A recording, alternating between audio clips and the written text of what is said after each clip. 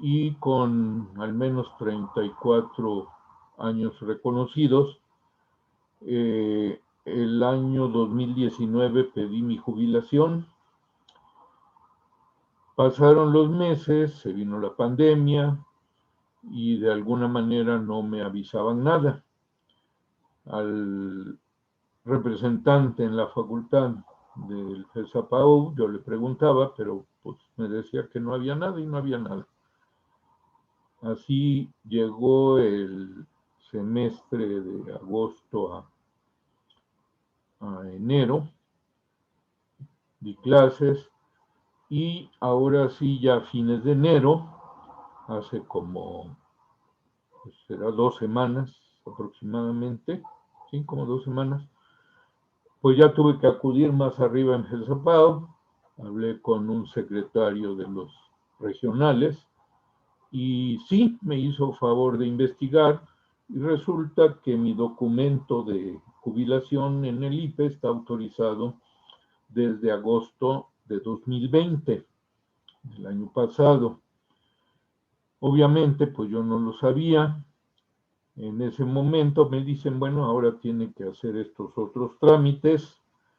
Y dije, bueno, pues es el momento, está terminando el semestre de agosto a enero de 2020 a 2021. Para no afectar a alumnos, pues yo de una vez hago mi documentación, mi renuncia, la presento y que los grupos que tengo, que son de métodos numéricos con ustedes y otro de métodos numéricos con eléctrica, que se le queden ya a quien me vaya a sustituir para que no les afecte a los alumnos. Pero me llevé la gran sorpresa de que no puedo renunciar de un día para otro, aunque yo quiera. Me dicen tanto en el FESAPAU como en la universidad que tienen que pasar 2 meses para que se haga el trámite de renuncia. Entonces, mi renuncia, si bien me va, estará siendo ya efectiva allá a principios de abril. Obviamente, pues eso a mis dos grupos y con mucho pesar mío, pero pues yo ya lo había planeado desde 2019, voy a tener que dejarlos inconclusos los cursos. No sé a quién les vayan a asignar el curso respectivo. Aquí, como les decía, como yo pedí permiso hace un año, lo tuvo creo que el doctor Fernando Aldana, eh, la titularidad la tengo yo, no sé si a él lo vayan a nombrar, pero lo importante es que yo no voy a continuar hasta el final del semestre, va a quedar trunca mi participación. Les comento a esto para que, pues si alguien dice, oiga, no, pues a mí no me gusta esa situación, pues desgraciadamente yo no puedo hacer otra cosa más que sugerirles, bueno, pues hay altas, bajas y cambios y de una de otra manera se podría llevar a cabo algo.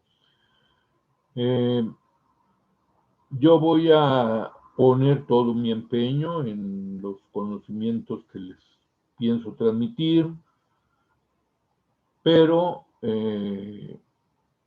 el que pase de un maestro a otro, pues sí les siento que les afecta, ¿verdad? Entonces, mi mejor intención es informarles, ponerlos en conocimiento de esto y que ustedes pues tomen su decisión. Si continúan aquí, pues bienvenidos y yo continuaré, insisto, con la mejor intención de trabajar con ustedes. Quienes digan, no, pues eso no me conviene, pues lamento no apoyar más en ese aspecto, pero pues así es la universidad y el FESAPAP, que no nos dejan que de un día para otro. Si a mí creo que fue el 29 de enero o algo así cuando me informaron, si ese día hago mi renuncia y al otro día me la aceptan, hagan de cuenta que ahorita ya estaría otro maestro empezando y posiblemente finalizaría el curso del mismo. pero en lo que me decían que no se podía, que tengo que esperar, etcétera, pues yo inclusive hablé con las autoridades de las facultades, tanto mecánica eléctrica como civil, diciéndoles, bueno, pues si quieren, miren, hagan efectiva mi renuncia, que venga otro maestro y empiece a dar las clases. También me dijeron que no se podía, ni siquiera de forma un arreglo amistoso o económico. Entonces, bueno, pues aquí estoy y les planteo la realidad. Entonces, pues si gustan hacer algún comentario, alguna pregunta, con todo gusto les respondería.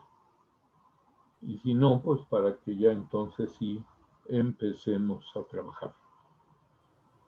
Sí, profe, yo tengo una duda, por Sí, ejemplo, o sea, se puede decir que es prácticamente seguro que nos va a dejar a la mitad del curso, entonces, ¿nos va a dar una manera de evaluar o cómo estaría esa parte? pues ese es precisamente uno de los problemas que veo, que yo evalúo de una forma y es muy probable que el maestro que venga evalúe de otra. Yo lo más que puedo dejar es que las tareas y el desempeño que yo vaya observando en ustedes lo vaya registrando y así lo entregue al otro maestro, ¿verdad? Pero yo no les puedo garantizar cómo va a calificar. Yo califico de una forma muy particular, tratando siempre de ayudar al alumno, pero pueden mis métodos no ser del agrado de otras maestras o maestros y por lo tanto pues no puedo comprometer algo que yo no voy a llevar a cabo, desafortunadamente. Ok, profe, gracias. Sí. No, no se preocupen. O sea que lo de que se echen en cuenta. No, vieron. Yo en el Ah, caray. sí. Ya ¿Qué? estamos enterando. Pues no tengo prisa, pero total estaba escuchando los clases. Pues sí. Pues bueno, pues te agradezco mucho. Micrófono, compañero. Gracias. A ver. Ya se lo desactivé porque creo que él no se daba por enterado. Ok. Bueno, pues sí, ese es el punto. ¿Alguien más que desee intervenir o preguntar? Buenas noches. Buenas noches. Una pregunta. Entonces, digamos que de cierta manera, en este transcurso, usted no tendría evaluación sobre nosotros o algo parecido, porque la calificación final recaería en el nuevo catedrático, de una forma de decirlo. Sí, yo lo que puedo dejarle, insisto, son las tareas y algún trabajo que yo encargue y que le diga, mira, estos son los resultados de los alumnos, pero ya esta persona vería cómo califica finalmente. Ok, muchas gracias. Sí. ¿Alguien más? Ok. Bueno, pues entonces vamos a continuar. Lo que sigue.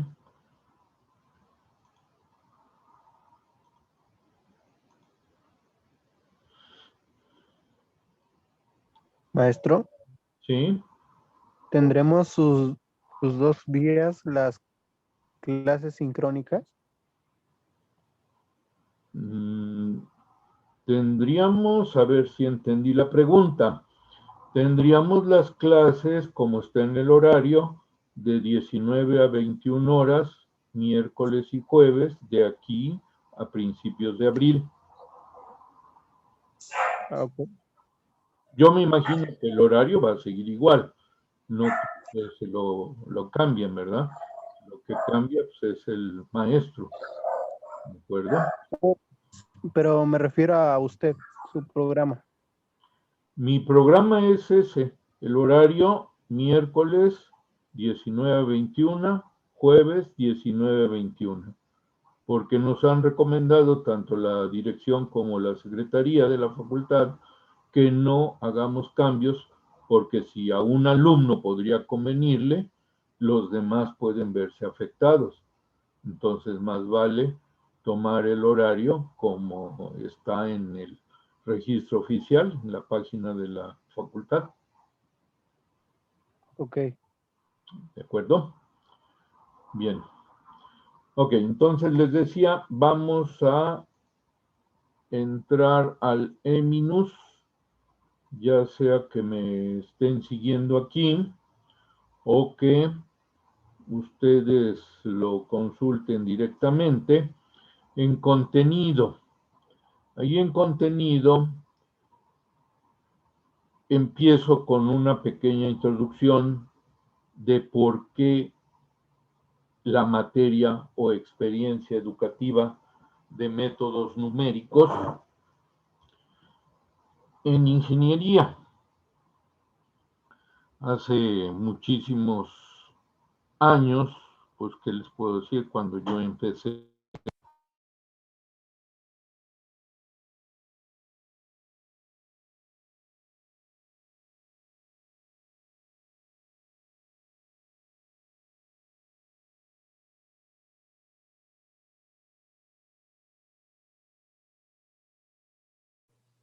Ingeniero, no se escucha.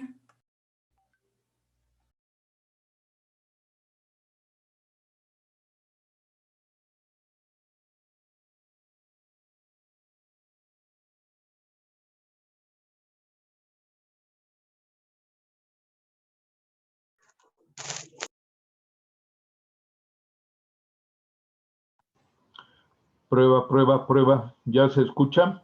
Ya, profe. Ok. Bien, entonces nos vamos, como les decía, al Eminus. ¿Ya están viendo la página y escuchándome? Sí. Sí, profe. Ok. Bien, entonces les decía que por qué se incluyó, como ahora se estudia, métodos numéricos en las carreras de ingeniería. Hace muchos años, cuando yo empecé a estudiar la carrera y que llevé métodos numéricos, no se estudiaban estos temas, por así decirlo. Todavía 2 años antes, porque un ex compañero mío lo estudió, llevaban el aprendizaje de la regla de cálculo. Ya en mis tiempos, cuando yo entré a la materia, nos enseñaban primero el uso de una computadora de uso general en la facultad donde estaba, que era una IBM 1130 con la fabulosísima memoria de 8 KB.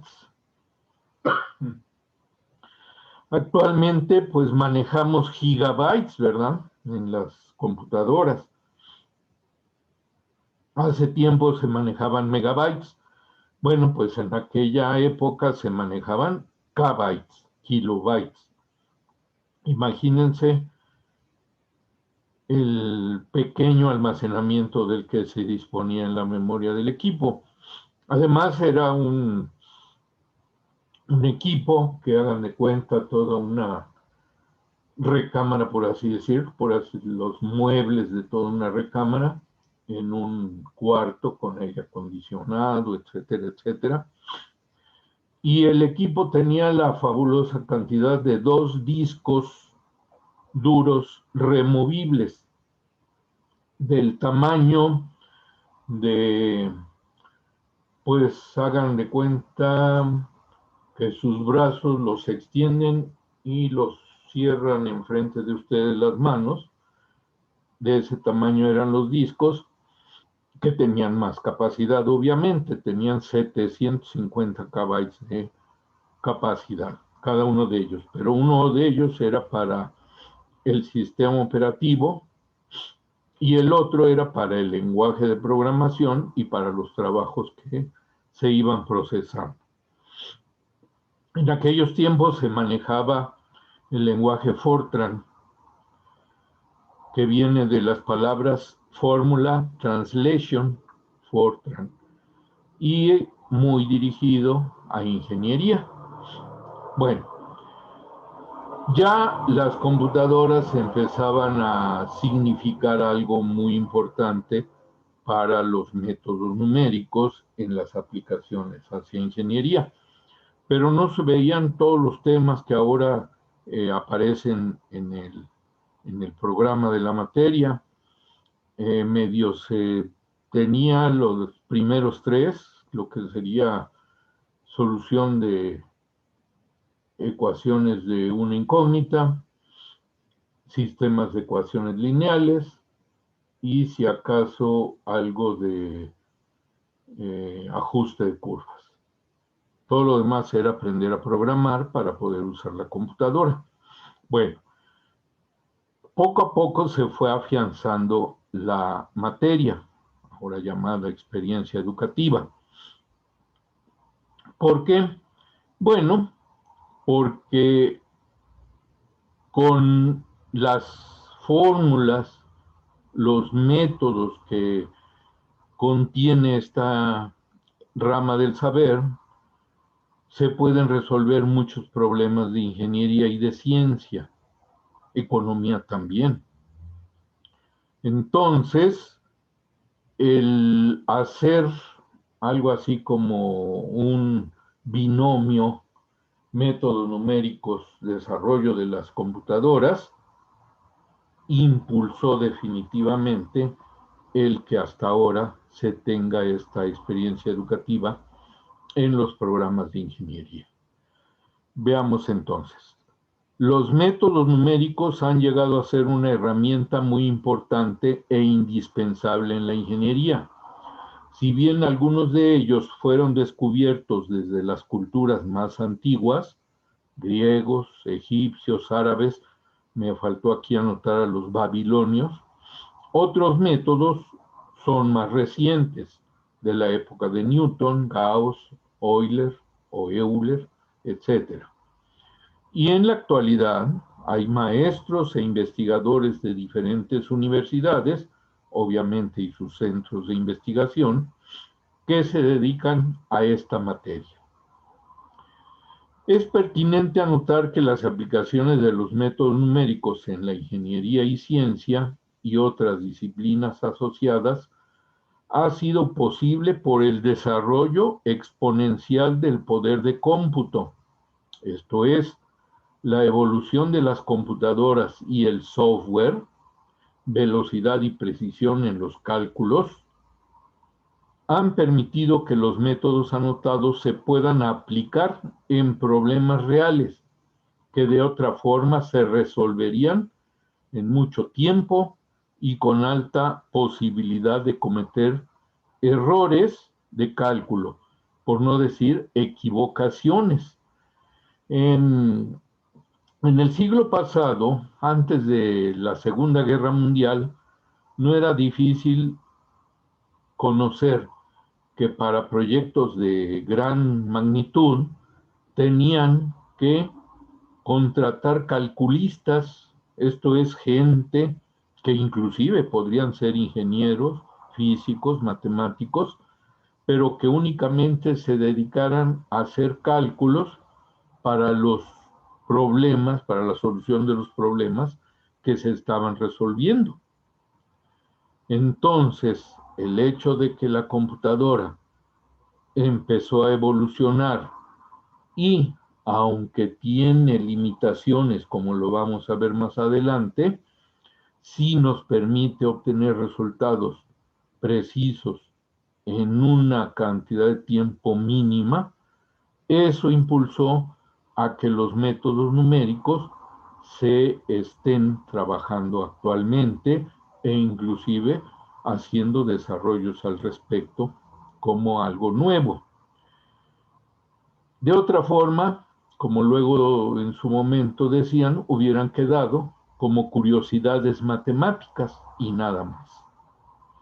Por lo expuesto, se justifica estudiar y practicar los métodos numéricos más utilizados, o sea, estudiar esta experiencia educativa que va a implicar. No es solo aprender los conocimientos, sino practicar y practicar resolviendo problemas hasta entender y dominar cada método. Aquí ocurre algo parecido a lo que implica alguno de los juegos de mesa más conocidos, por ejemplo el ajedrez. Quienes sepan jugar ajedrez, quizá recuerden que primero aprendieron las reglas del juego, que se juega en un tablero, cómo es el tipo de tablero, cómo se ubica, cuáles son las piezas, qué movimientos son permitidos, cuándo se dice que una pieza mata o se come a otra, etcétera, etcétera. Pero el solo hecho de aprender eso no nos convierte en expertos o campeones del ajedrez, definitivamente. Y si bien quien tiene madera de buen jugador o inclusive de campeón ya trae quizá en forma innata las habilidades al respecto, pues no llegaría a ser realmente un jugador de alto reconocimiento, un campeón podríamos decir, si no practica y practica jugadas, ya sea con la computadora actualmente, ya sea en forma de un escritorio con su tablero y siguiendo jugadas impresas, o jugando, ¿verdad? Mejor todavía, jugando con personas que tengan mayor habilidad o con más experiencia que el que apenas se está desarrollando. Entonces aquí aplica lo mismo. El solo hecho de leer y conocer qué implica cada método numérico no quiere decir que sepamos aplicarlo. De hecho, yo en mis diferentes cursos de métodos numéricos normalmente no pido que se sepan de memoria el método. Los dejo normalmente que consulten los apuntes, que consulten el libro en cuanto al método en sí, al procedimiento. Lo que debe de interesarnos como maestros es que sepan aplicar cada método para resolver los diferentes problemas que presenta la ingeniería. En este caso de ustedes, ingeniería civil, ingeniería hidráulica, ingeniería de estructuras, y en otros campos, ingeniería mecánica, ingeniería eléctrica, ingeniería química. Los métodos son los mismos y se pueden aplicar a diferentes áreas de conocimiento. Bien, entonces, conforme avancemos en el curso, espero que se visualicen los motivos que tuve para escribir esta sección. Contenido. En la siguiente sección, bajo el título de unidades temáticas, se describe el conjunto de temas que incluye el curso, ahora también denominado Experiencia Educativa, EE. Al consultar las unidades se tendrá una idea de los conocimientos que se deben adquirir, y es pertinente aclarar que también hay antecedentes, ¿sí? Cada alumno debería de cumplir con lo siguiente: antecedentes que debe haber cursado y aprobado, el álgebra inicial, geometría analítica, cálculo de una variable, así como quizá estar cursando o tener algunas bases de álgebra lineal e inclusive de ecuaciones diferenciales ordinarias, porque como el programa incluye, por un lado, sistemas de ecuaciones lineales, eso tiene conocimientos o requiere conocimientos de álgebra lineal, y la solución numérica de ecuaciones diferenciales ordinarias y parciales, pues nada que decir de que se requieren las bases o las primeras definiciones relativas a ecuaciones diferenciales, cuando menos las ordinarias, ¿verdad? Bien, de ahí tenemos las unidades temáticas. Empezaremos con errores, aproximaciones y algoritmos. ¿Qué es cada uno de estos elementos? Primeramente, con introducción, en 1.2, ¿qué es la incertidumbre en los datos? ¿Cuál es la propagación de los errores? ¿Y a qué le llamamos errores inherentes? En 1.3, errores, cómo se define el error absoluto y cómo se define el error relativo, que estos ya no son conceptos de error en sí, sino que son definiciones de medición de los errores. 1.4. Representación de números en punto flotante y aritmética de las computadoras.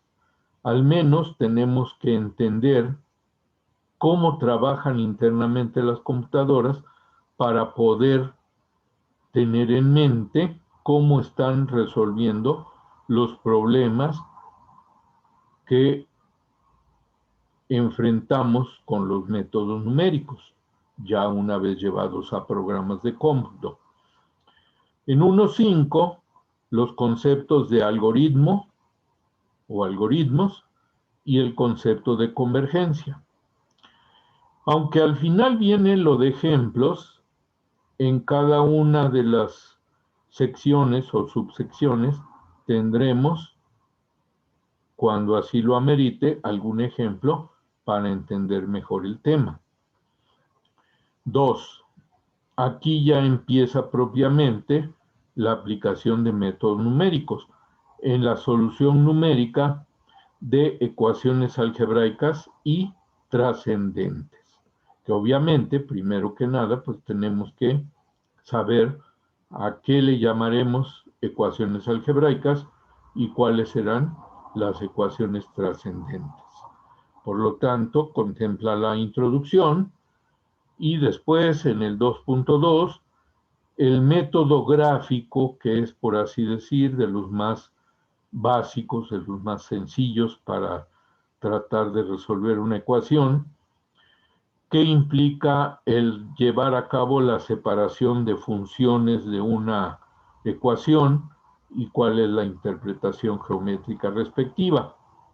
Ya en el 2.3, ya de lleno en métodos numéricos, veremos cuáles son los métodos iterativos y por qué es importante el concepto de tolerancia, que de hecho ese concepto debe de provenir desde la definición de errores.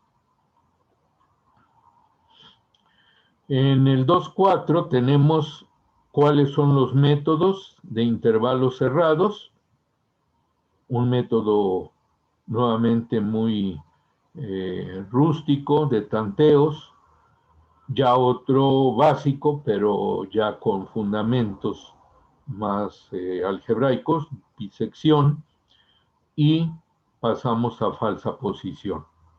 Eso es en cuanto a métodos numéricos para resolver numéricamente ecuaciones algebraicas y trascendentes,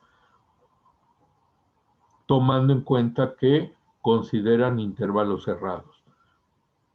Son diferentes de lo que se ve en 2.5, que son métodos abiertos y que tenemos el de Newton-Raphson, el de la secante y el método de Miller.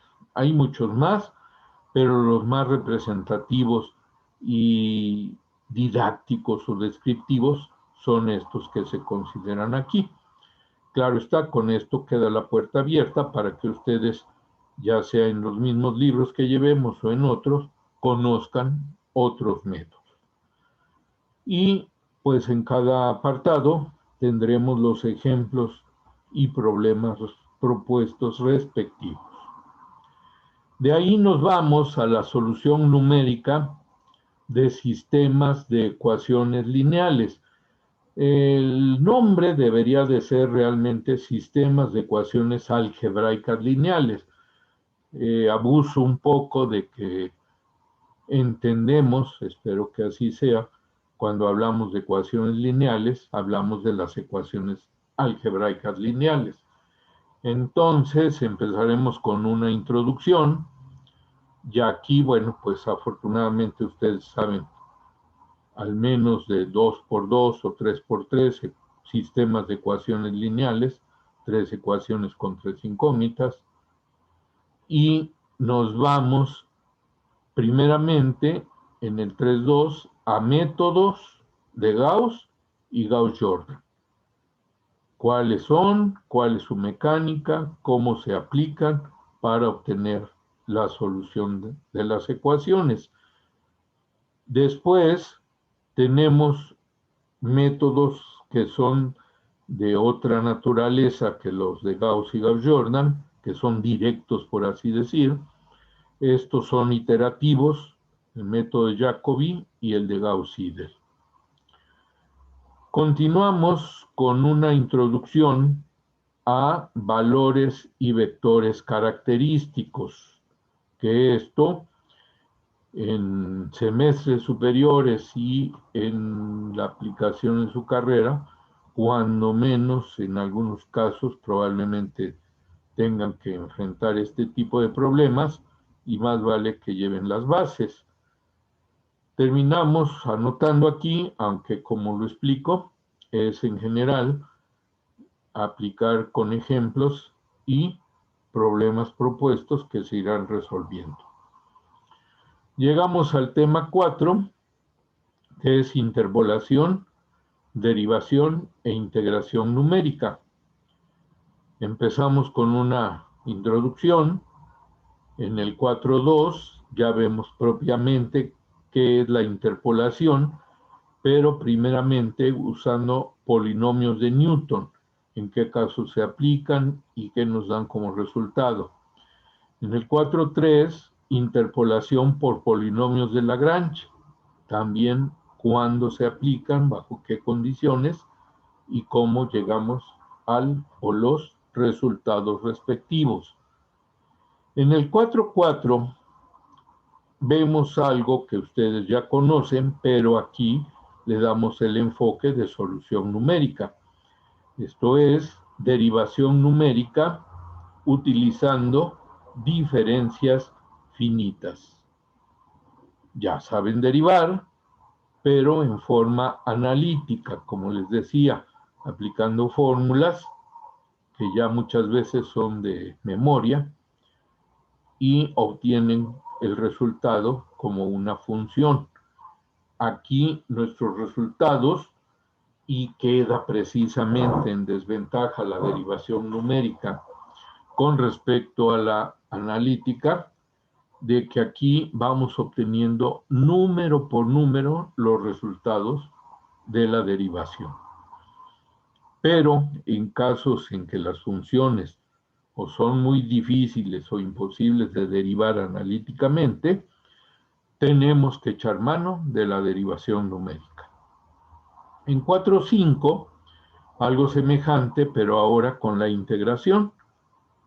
Esto es, ¿qué es la integración numérica? ¿Cuándo se debe de aplicar? ¿Qué consideraciones de limitaciones tenemos?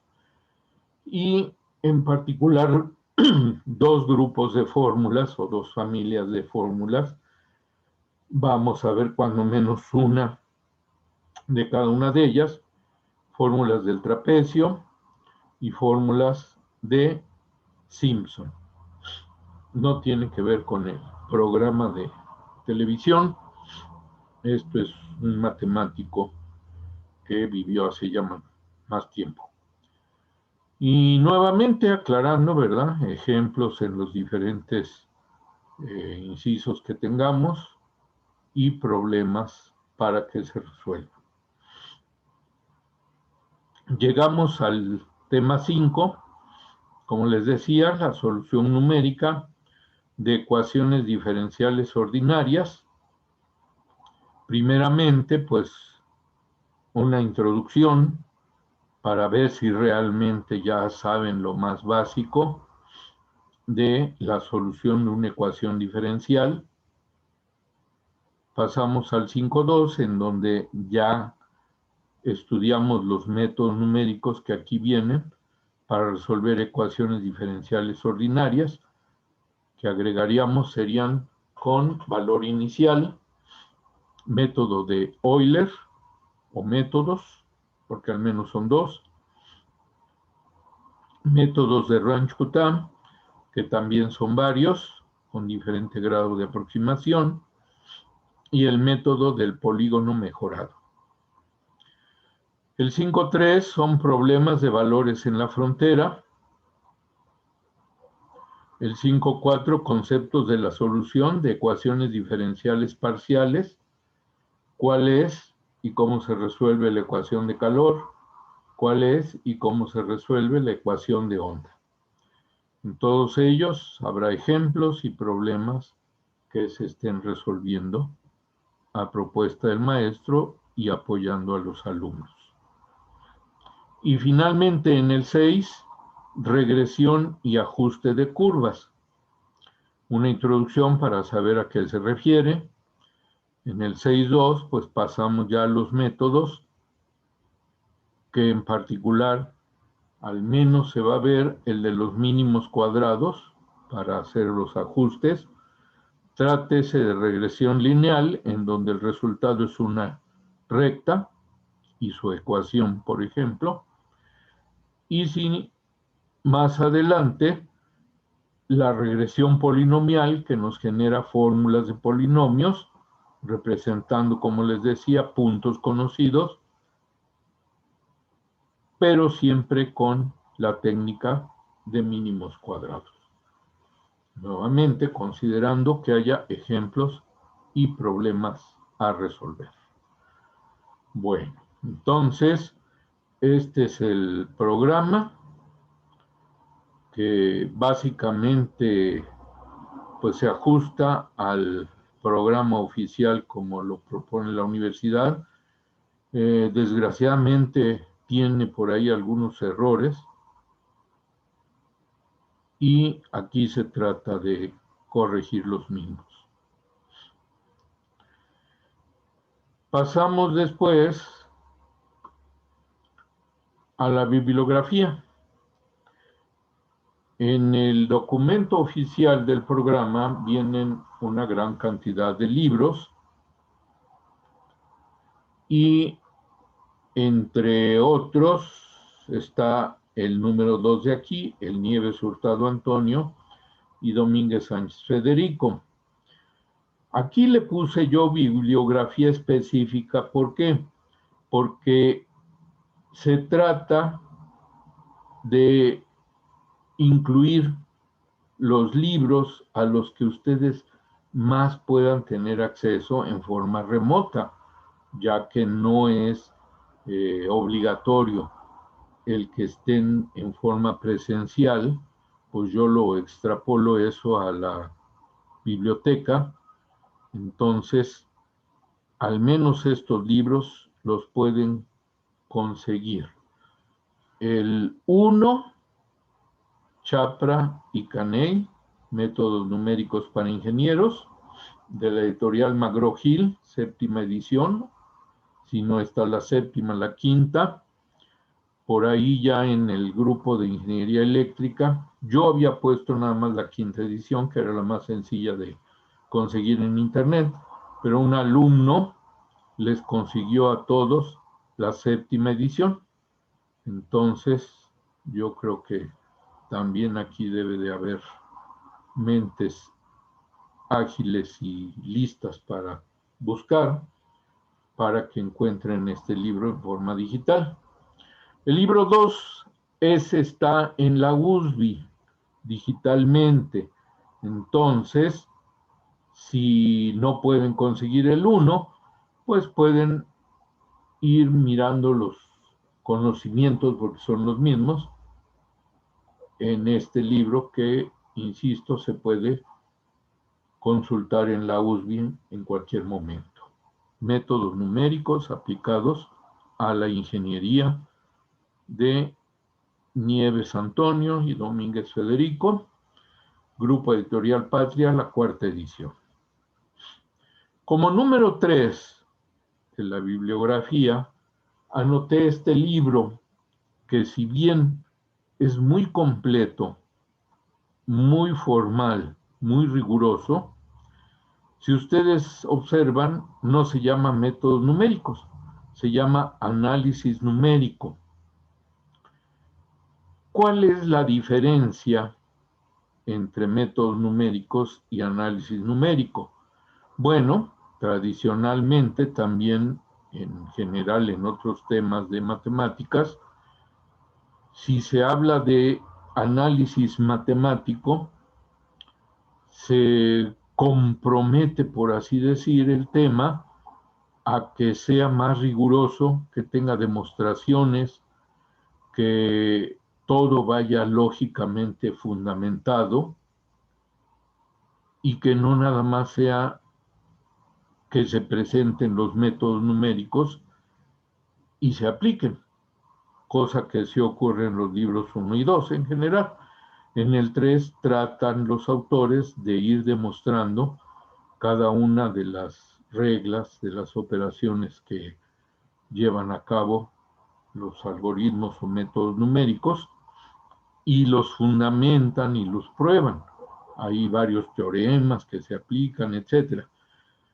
Desde mi punto de vista, quizá un ingeniero, y sobre todo ahorita en estas épocas en que pues es más difícil la relación maestro-alumno, pues quizá no sea tan indispensable conocer cómo se demuestran la validez de los métodos numéricos, sino que, como ya les mencioné, para mí es más adecuado que los sepan leer, que los sepan aplicar y, finalmente, que resuelvan los problemas de ingeniería que requieren de métodos numéricos para su solución. Entonces, desde ese punto de vista, este libro está recomendado. Eventualmente vemos algunas secciones de él, pero no dejamos de tener quizá como mayor base el método numéricos para ingenieros de Chapra y Carnegie. Sin embargo, pues insisto, en los 3 libros vienen los conocimientos necesarios que vamos a estudiar, que vamos a aplicar. No debe de haber problema si tienen uno u otro. ¿De acuerdo? Bien. ¿Preguntas hasta aquí?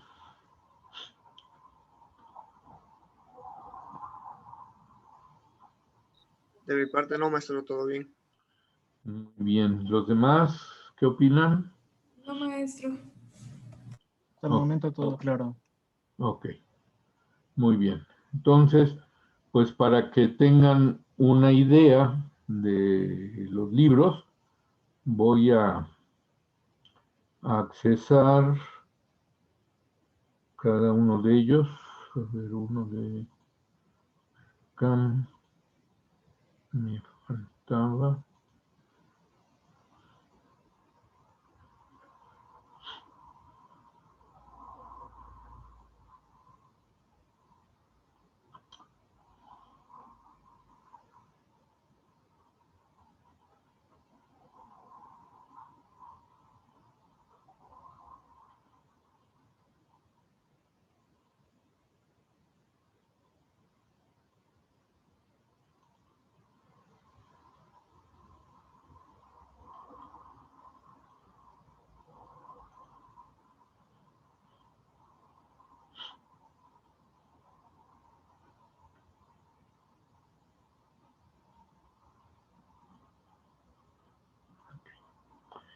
Bueno.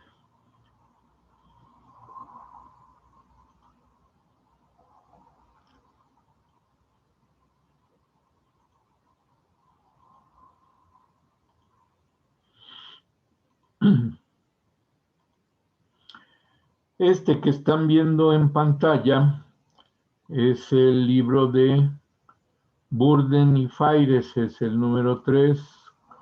Apareció primero porque ese lo tenía yo por ahí. Pero mejor vamos al lo que serían el número 1, es este. Métodos numéricos para ingenieros, de Steven C. Chapra, Raymond Caney, 7ª edición, de editorial McGraw-Hill. También aquí, déjenme mostrarles la 5ª edición, por si acaso no consiguieran la 7ª. Esta es la 5ª, aunque sí tiene diversos cambios en algunos textos, en algunos problemas propuestos, pero la teoría básicamente es la misma. Entonces, este es Métodos Numéricos para Ingenieros, una edición anterior, bueno, 2 ediciones anteriores. Esta es la 7ª, esta es la 5ª edición.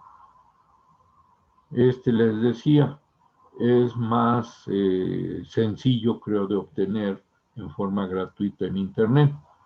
El otro, la verdad no sé su compañero cómo lo obtuvo. Yo lo voy a comprar porque a los maestros no nos dejan tener piratas, entonces probablemente lo tengan que comprar. Bueno, ese es el 1. El 3, como les decía, es este, Análisis Numérico, de Richard L. Burden y J. Douglas Faires, que por cierto, el señor ya falleció. La 7ª edición de, aquí dice Math Learning, pero es Thompson. Bueno, esta copia en particular que compré no tiene las hojas de la referencia. Pero bueno, ahí está. Ahora déjenme, debo de tener aquí.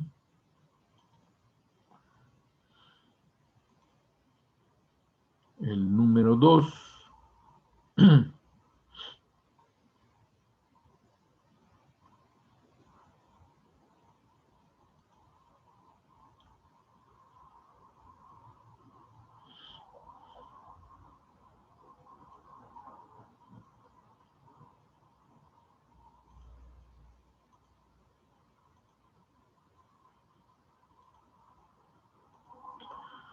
Bien, yo espero que ya lo estén viendo ahí. Métodos numéricos aplicados a la ingeniería.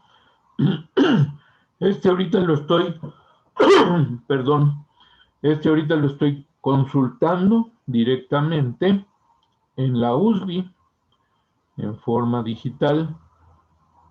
Métodos numéricos aplicados a la ingeniería, 4ª edición, de Antonio Nieves Hurtado y Federico Domínguez Sánchez, de Grupo Editorial Patria. Entonces, pues por material, yo espero que no tengamos problema. Si no pueden conseguir el Chapra, pues seguiríamos ¿verdad? Aunque normalmente el Chapra es casi punto de referencia para estudios de ingeniería, métodos numéricos en ingeniería. Bien, ¿algún otro comentario, alguna pregunta hasta ahorita? De mi parte, ¿No? Bueno, entonces, por así decir, empezamos. Vamos a lo que les decía de los errores. Voy a ver. Antes de esto, quiero ver que se vea el pizarrón bien. Ahí está.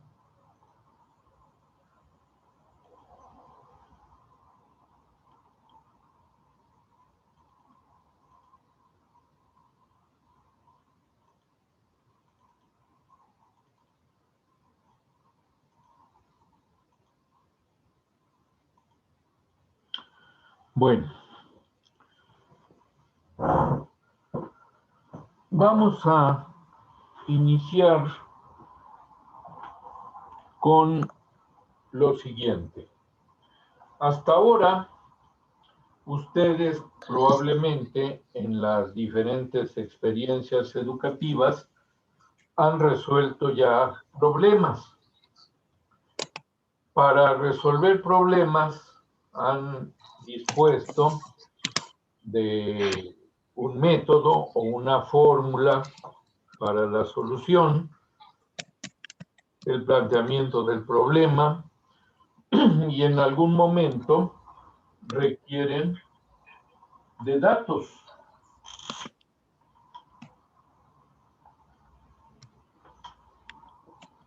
Para utilizar el procedimiento, la fórmula, lo que corresponda, y llegar a la solución del problema. Estos datos casi siempre, no por mala fe ni porque en general no se tome en cuenta, sino más bien por agilidad, por llegar a la solución y aprender el método con que se resuelve algo. Suponemos que esos datos vienen en forma exacta. Esto es, nos dicen tal magnitud, por ejemplo, masa. Consideren un objeto de masa igual a 10 kilogramos. Es muy común. O decir, apliquen la fórmula para el movimiento acelerado y utilicen el valor de la gravedad de 9.8 metros sobre segundo al cuadrado. En principio, si nos dan esa información, prácticamente suponemos que esos datos son correctos, son exactos. ¿Alguien por ahí tiene abierto micrófono? Chequen, por favor, si no, para que yo trate de... Bueno, ya no sé. Bien, entonces les decía, como que suponemos, e insisto, no es por no tomarlo en cuenta, sino por facilidad en el uso de los números, suponemos que son datos exactos, que si nos dan un valor, ese debe de ser. Pocas veces nos preguntamos si esos datos traen asociado uno o más errores.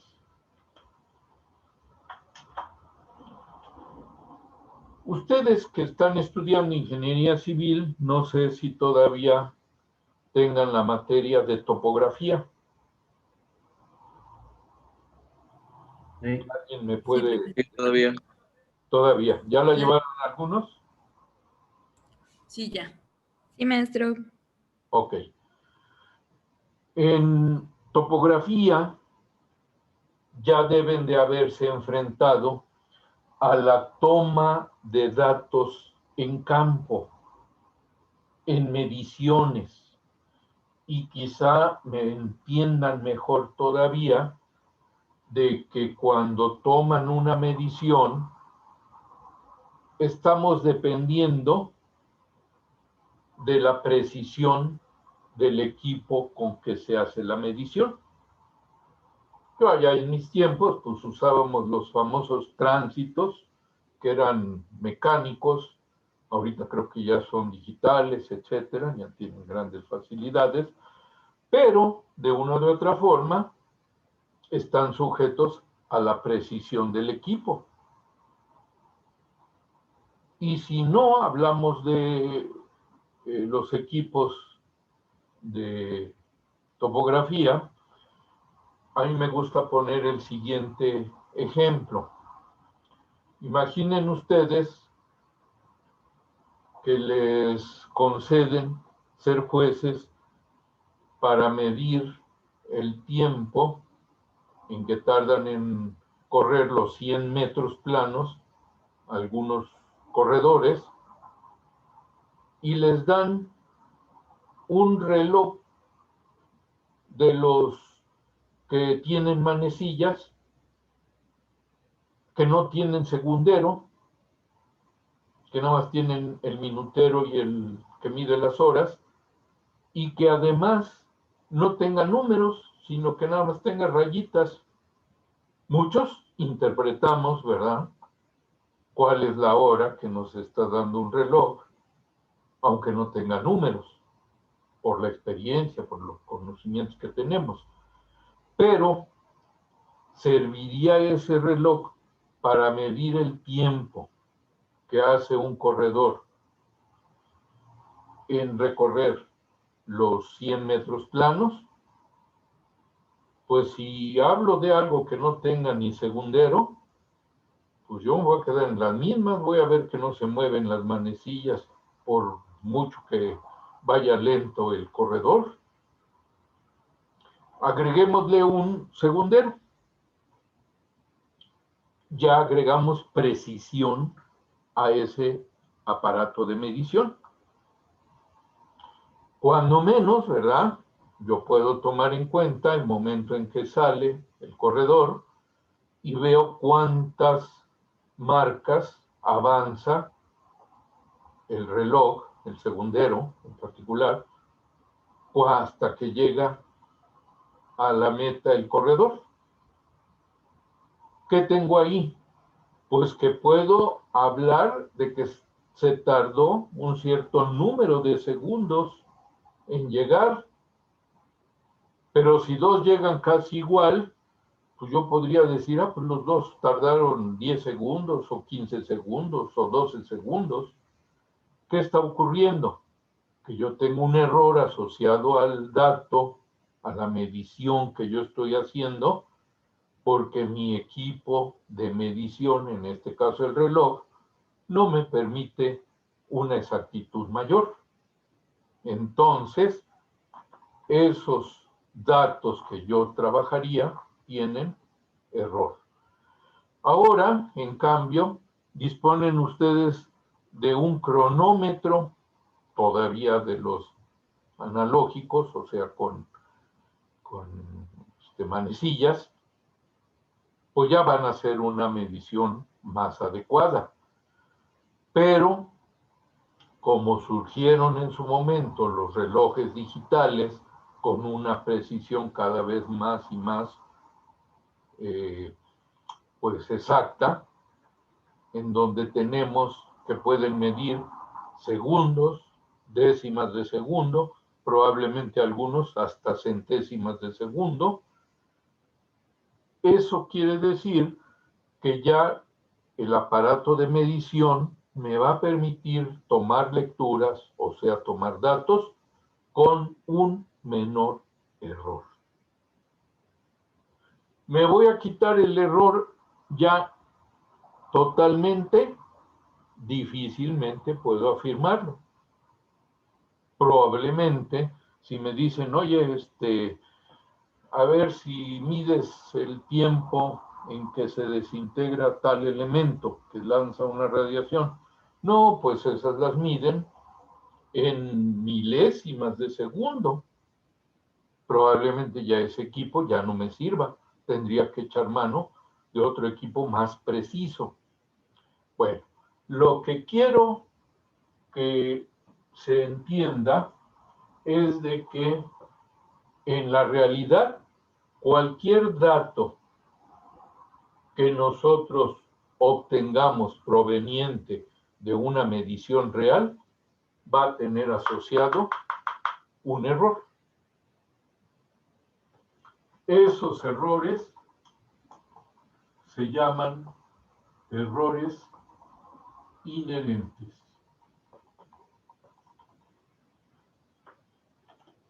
Y están sujetos a la naturaleza misma de generar ese dato, de hacer esa medición.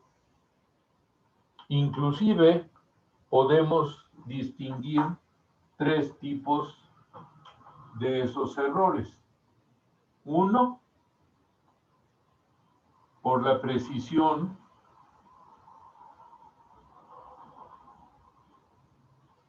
del equipo con que estamos haciendo la medición. 2, por la habilidad de quien hace la medición.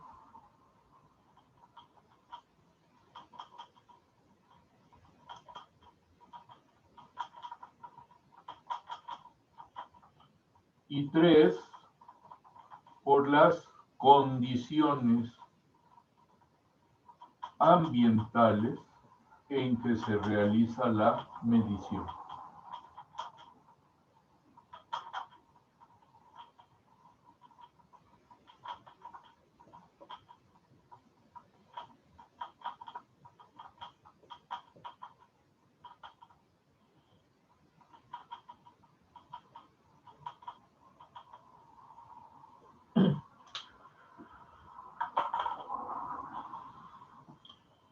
Detallé lo relativo a la precisión del equipo de medir.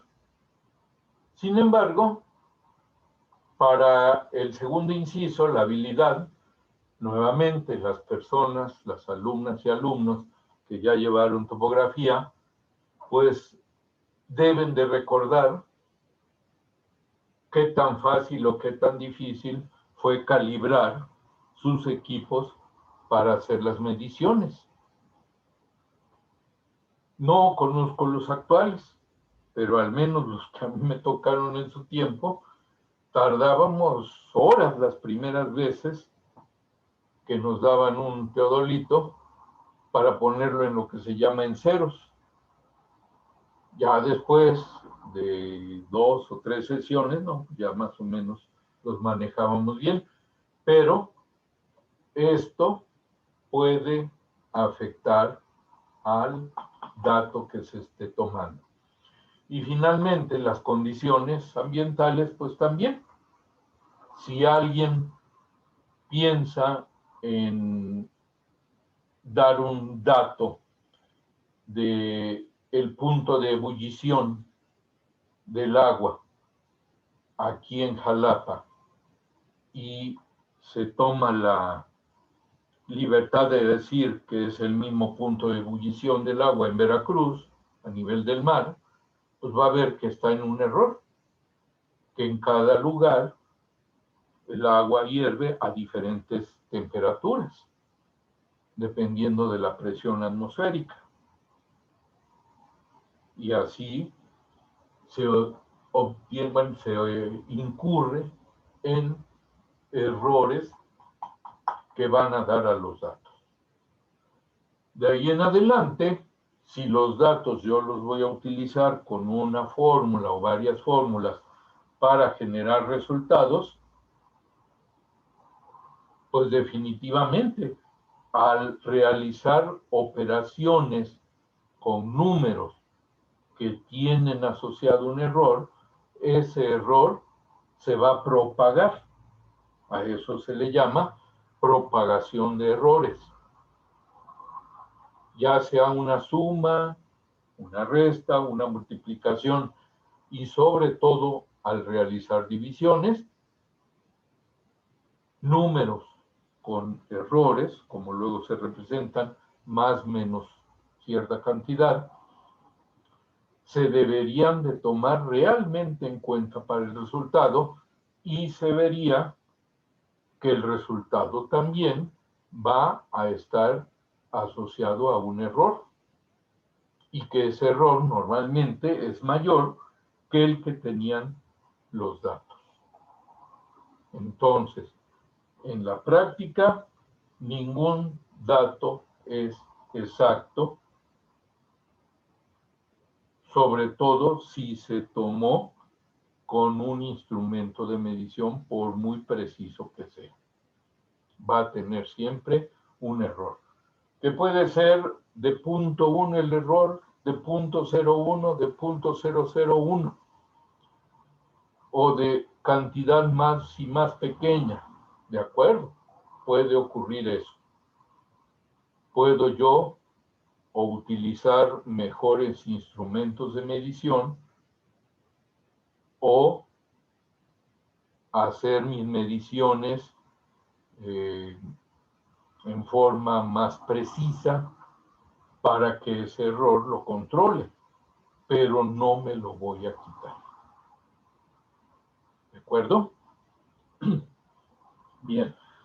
Entonces, partimos de que primeramente tenemos errores inherentes, que son los que están presentes en los datos y a su vez, al utilizar los datos en operaciones aritméticas para dar lugar a resultados, ese error o errores se van a propagar, la propagación de errores, hacia el resultado. Y por lo tanto el resultado también va a tener asociado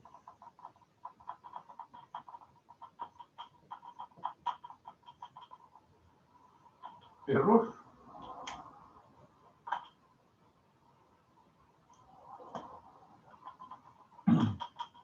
Aquí lo voy a poner con letras más grandes como para simbolizar que creció el error conforme se fueron haciendo operaciones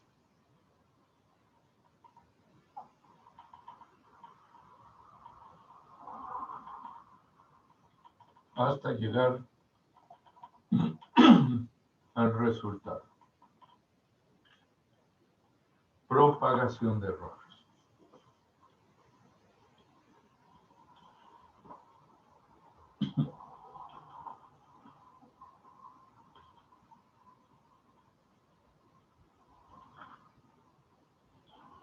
Bien. ¿Alguna pregunta, alguna duda?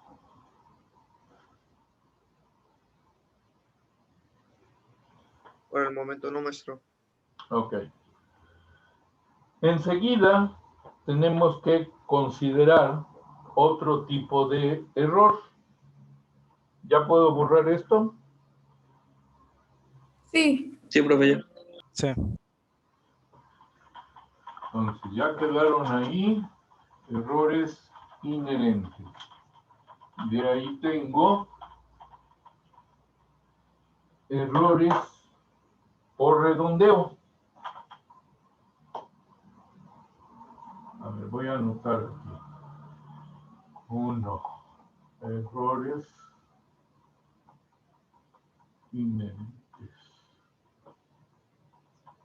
2. Errores por o de redondeo.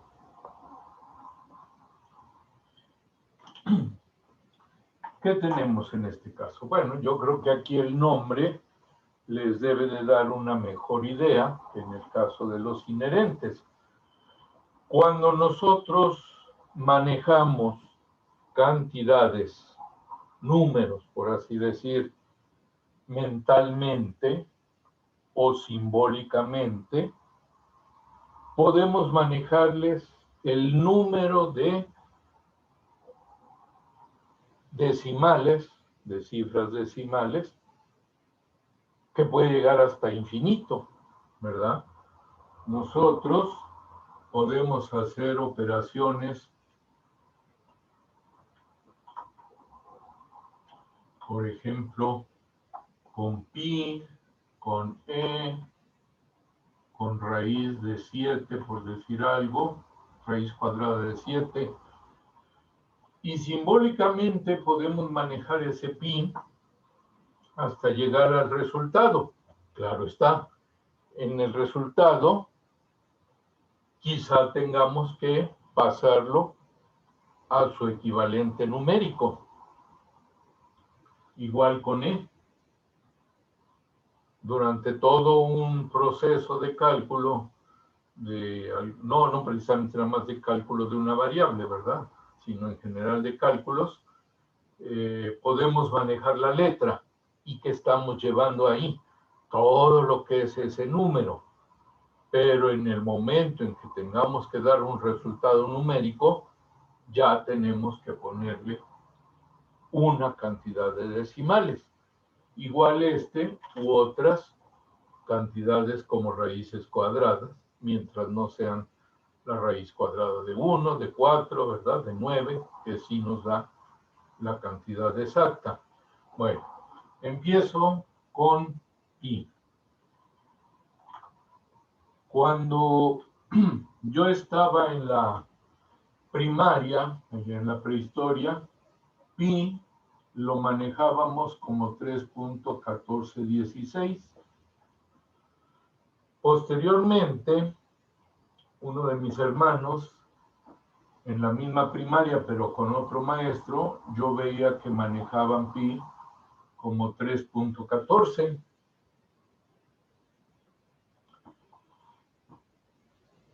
Algunos de sus decimales, ¿verdad? 14, 15, 9, 2, ¿qué otros? Aquí.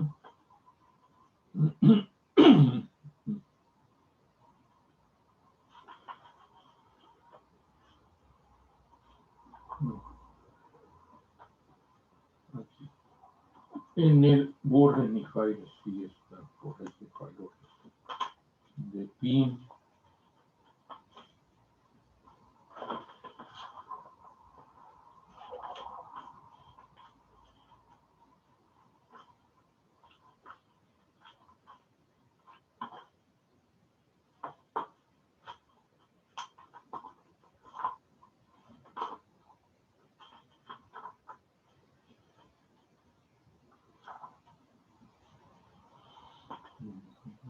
Profe, Sí, dice una compañera que si la puede dejar entrar porque se salió.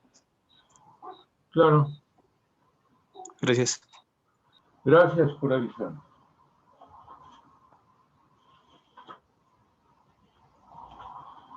Bueno,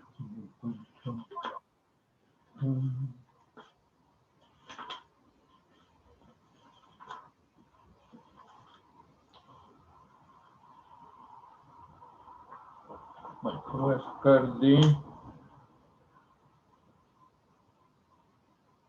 la calculadora.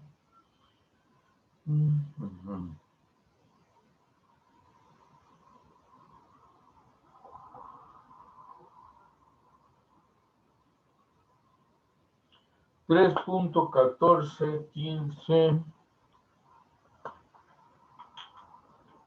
9265 35 8 9 14 15 92 65 35 89 793.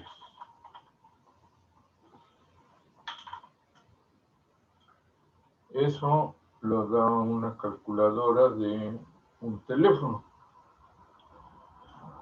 Bien, ¿qué es lo que quiero explicar? Si nosotros diéramos como bueno, entre comillas, el último de los valores de pi que escribí, el utilizar ya sea 3.14 o 3.1416 es redondear el valor de pi. Si yo hablo que en lugar de este número, con todos sus decimales, que está confirmado que son exactos, en lugar de ese utilizo 3.1416, digo que estoy redondeando a 4 cifras decimales, a 4 dígitos. En cambio, con el otro, 3.14, yo estoy redondeando a 2 cifras decimales. En ambos casos, estoy cometiendo un error por redondeo. ¿De cuánto va a ser ese error? Nuevamente, supongamos por un momento que esta es la cantidad exacta de pi, lo cual no es cierto, nada más suponiendo que este fuera exacto.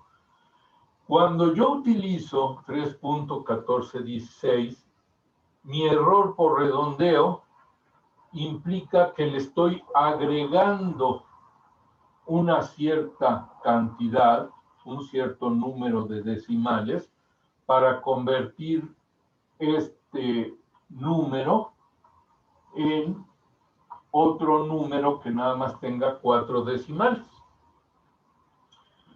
Nuevamente, para el caso de 3.14, ahora yo estoy restando, ¿verdad? Restando todos estos decimales y únicamente manejo 2. Entonces mi error, por así decirlo, sería del orden de 0.00159265, etcétera. En este caso. Pero nuevamente estoy cometiendo un error por redondeo.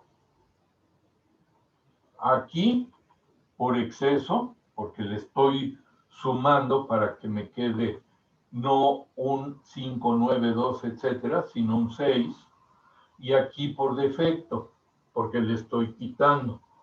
Pero en ambos casos está ocurriendo un error por redondeo. Bueno, esto, si lo hago manualmente, es a voluntad.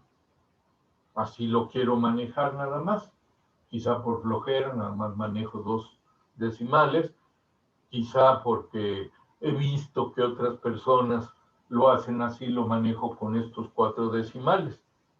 Pero debo de estar consciente que estoy manejando un error, que no viene de los datos, ¿verdad? No es un error inherente, es otro tipo de error, un error por redondeo. Bueno, eso es, por así decirlo, consciente de que estoy cayendo en ese error. ¿Qué pasa con las computadoras, calculadoras, todos los equipos que permiten hacer cálculos? Pues que yo no puedo representar un número infinito de decimales. Entonces, ante la imposibilidad de manejar un número infinito, yo tengo que manejar un número finito, como en este caso, la calculadora del teléfono, maneja hasta aquí 2, 4, 6, 8, 10, 12, 15 decimales. Redondeó, ¿sí? Pi se ha calculado con millones de cifras, pero redondeó a 15 decimales nada más. Nuevamente, es un error por redondeo. Pero ¿qué pasa en el caso de las computadoras, calculadoras y demás dispositivos? No es que esté consciente de ese error, sino que por su mismo diseño, por su estructura, no puede manejar un número infinito de decimales y se queda nada más con un número finito. Pero con el consiguiente error por redondeo. Lo mismo pasaría con el número e, lo mismo pasaría con esta raíz cuadrada de 7, que realmente el número implica una cantidad infinita de decimales en cada caso. pero ante la imposibilidad de los dispositivos de cómputo de manejar todos esos decimales, únicamente se maneja un número finito, por grande que sea, y está incurriendo en error por redondeo. Y ya no digamos este tipo de números. Pensemos también en otros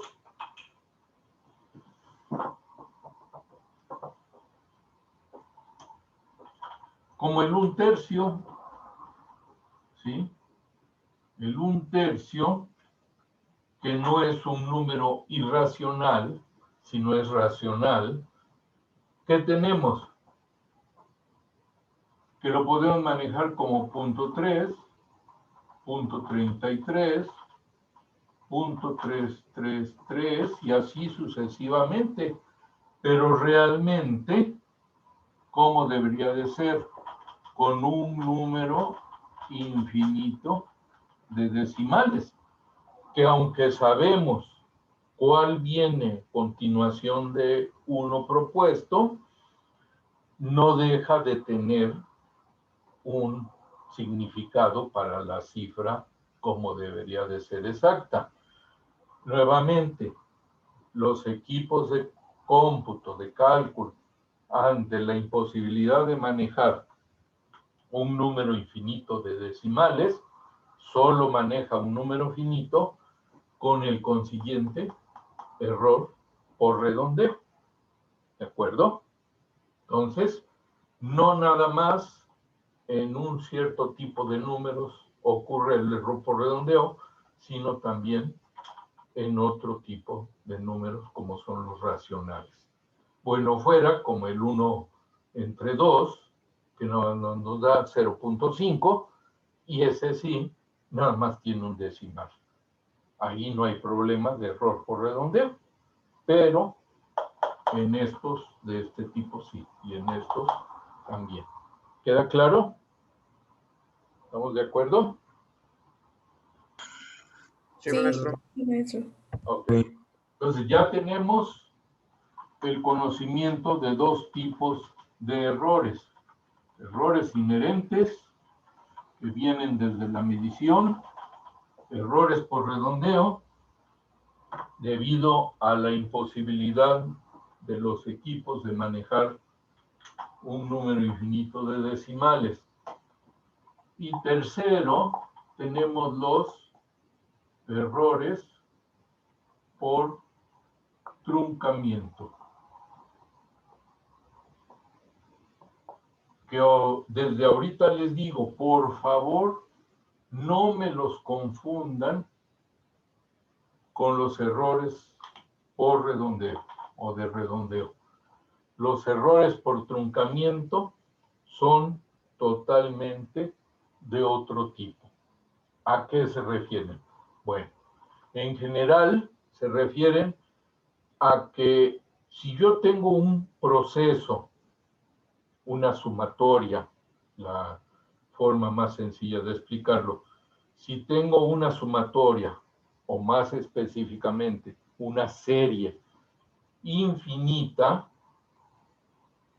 normalmente pasa como en el caso 2.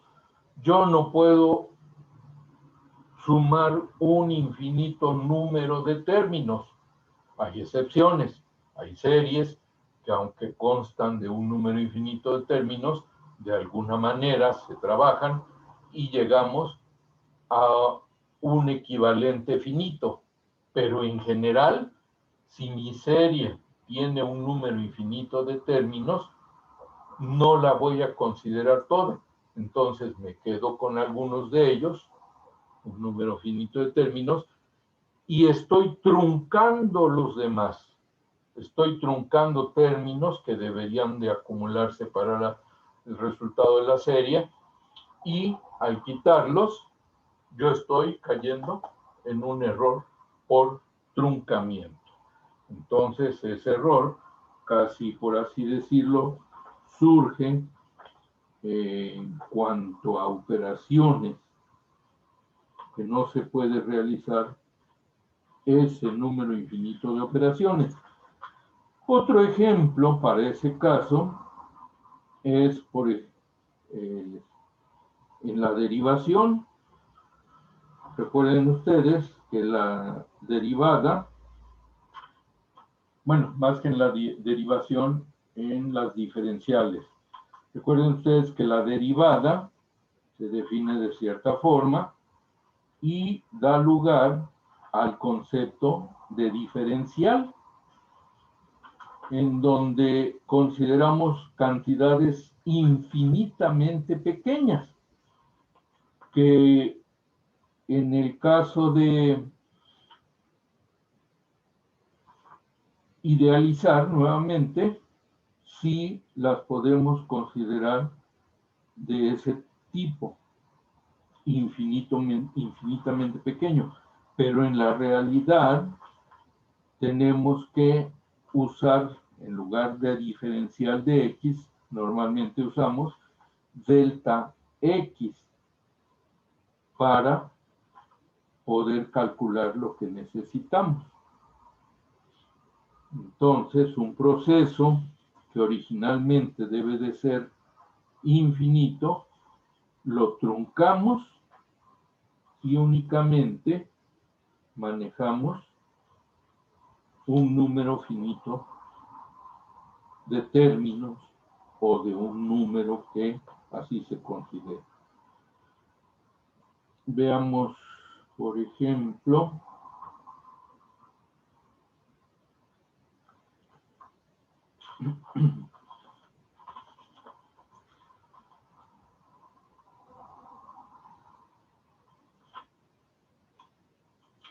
en el teorema de Taylor, bueno, no sé si lo han escuchado, nos permite generar fórmulas para calcular funciones como trigonométricas, como la de e a la x y de ese tipo, pero que originalmente se definirían con un número infinito de términos. Estoy buscando la fórmula de e a la x.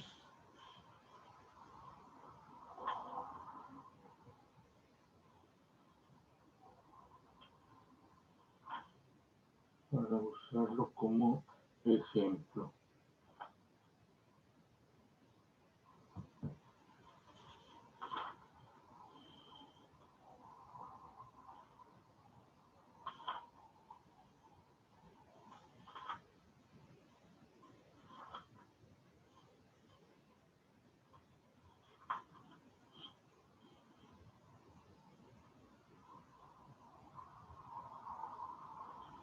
A ver si no me equivoco.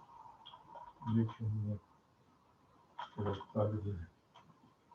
Es e a la x, en teoría es 1.